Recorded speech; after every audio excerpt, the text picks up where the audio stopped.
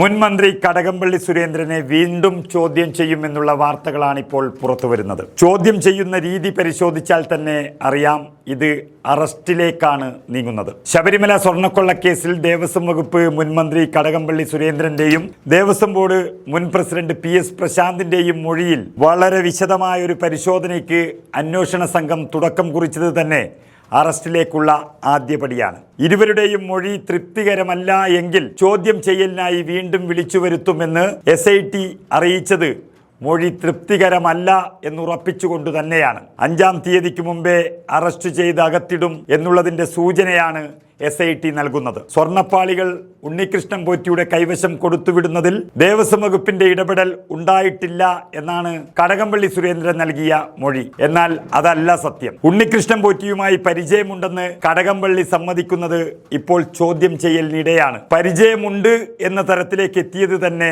കഴിഞ്ഞ ദിവസമാണ്. എന്നാൽ ഇയാളുമായി താൻ സാമ്പത്തിക ഇടപാടുകൾ നടത്തിയിട്ടില്ല എന്നാണ് കടകംപള്ളി സുരേന്ദ്രൻ അവസാനമായി വ്യക്തമാക്കിയിട്ടുള്ളത്. പക്ഷേ സാമ്പത്തിക ഇടപാടുകൾ നടത്തിയിട്ടുണ്ടെന്നും അത് ഈ കച്ചവടത്തിന്റെ പങ്കുപറ്റിയതാണെന്നുമുള്ള തെളിവുകൾ SITക്ക് ലഭിച്ചതായാണ് സൂചന ലഭിക്കുന്നത്. കടകംപള്ളിയുടെ പേര് ഏതെല്ലാം ഭാഗത്ത് നിന്ന് വരും എന്നുള്ളത് വളരെ വ്യക്തമായി പരിശോധിച്ചു വരികയാണ് SIT. അതിനായി സ്വർണ്ണക്കൊള്ളക്കേസിൽ അറസ്റ്റിലായ ഉണ്ണികൃഷ്ണൻ പോറ്റിയെയും പങ്കജ് ഭണ്ഡാരിയെയും ഗോവർദ്ധനെയും SIT ഇന്ന് കസ്റ്റഡിയിൽ വാങ്ങുകയാണ്. 3 പേരെയും ഒരുമിച്ചിരുത്തി ചോദ്യം ചെയ്യുന്നതിലൂടെ നിർണായകമായ വിവരങ്ങൾ ശേഖരിക്കാനാണ് SITയുടെ നീക്കം. കേസിൽ അവസാനം അറസ്റ്റിലായ ദേവസ്വം ബോർഡിന്റെ മുന്നംഗം വിജയകുമാർ നൽകിയ മൊഴിയിലും പ്രിയ സഖാക്കളുടെ നിർദ്ദേശമനുസരിച്ചു എന്നാണ് പറയുന്നത്.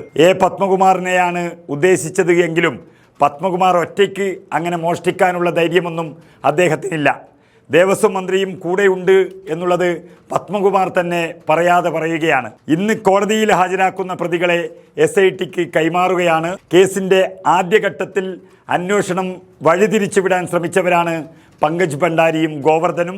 കൂടുതൽ മൊഴികളും വെളിപ്പെടുത്തലുകളുടെയും പശ്ചാത്തലത്തിൽ ഇരുവരെയും ഉണ്ണികൃഷ്ണൻ പോറ്റിയോടൊപ്പം ഇരുത്തി ചോദ്യം ചെയ്യാനാണ് SITയുടെ തീരുമാനം. അപ്പോഴാണ് യഥാർത്ഥ ആളുകളുടെ എല്ലാം പേര് വിവരം അതിൽ പുറത്തു വരുന്നത്. ശബരിമലയിലെ സ്വർണം ഉണ്ണികൃഷ്ണൻ പോറ്റി സ്മാർട്ട് ക്രിയേഷനിൽ എത്തിച്ച് വേർതിരിച്ചത് അത് സംബന്ധിച്ച നിർണായക വിവരങ്ങൾ പങ്കജ് ഭണ്ഡാരിയിൽ നിന്നും SIT ശേഖരിച്ചു കഴിഞ്ഞു. സ്വർണം വേർതിരിച്ചതിൽ വിഹിതം നൽകിയ ശേഷം ബാക്കിയുള്ള സ്വർണം ജ്വല്ലറി ഉടമ കൂടിയായ ബെല്ലാരിയിലെ ഗോവർദ്ധനിലേക്കും എത്തി എന്നാണ് കണ്ടെത്തിയിരിക്കുന്നത്.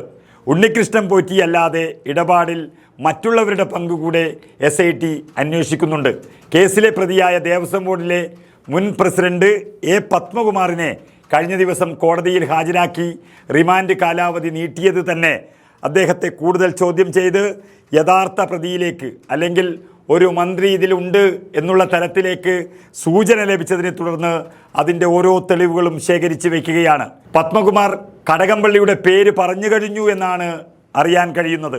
ദൈവതുല്യൻ ആരാണ് എന്ന മാധ്യമങ്ങളുടെ ചോദ്യത്തിന് കൃത്യമായ മറുപടി പത്മകുമാർ നൽകിയില്ലെങ്കിലും ഞാൻ കിടക്കുന്ന അതേ ജയിലിൽ കടകംപള്ളിയും കിടക്കുമെന്നൊരു വാശിയിലാണ് പത്മകുമാർ നിൽക്കുന്നത് എന്നാണ് അറിയുന്നത്. ഏതായാലും CPMഉം മുഖ്യമന്ത്രി പിണറായി വിജയനും എത്തി നിൽക്കുന്നത് ചരിത്രം കണ്ട ഏറ്റവും വലിയൊരു പ്രതിസന്ധിയിലാണ്. പക്ഷേ പാർട്ടിക്കാർ അല്ലെങ്കിൽ പാർട്ടി പ്രവർത്തകർ ഇതെല്ലാം തലയിലേറ്റി വെക്കാൻ തയ്യാറല്ല. ആരാണോ പാർട്ടിയെ നശിപ്പിക്കാൻ ശ്രമിക്കുന്നവർ അവർ അനുഭവിക്കുമെന്നും ഈ പാർട്ടിക്കൊപ്പം നിൽക്കില്ല എന്നും ഒരുപാട് പ്രവർത്തകർ പറഞ്ഞു തുടങ്ങിയത് പാർട്ടി നേതൃത്വത്തിന് വലിയ ക്ഷീണമാണ് വരുത്തിയിട്ടുള്ളത്. എല്ലാം നേരിടാൻ പാർട്ടി പ്രവർത്തകർക്ക് നിർദ്ദേശം നൽകിയിരിക്കുകയാണ് CPM നേതൃത്വം.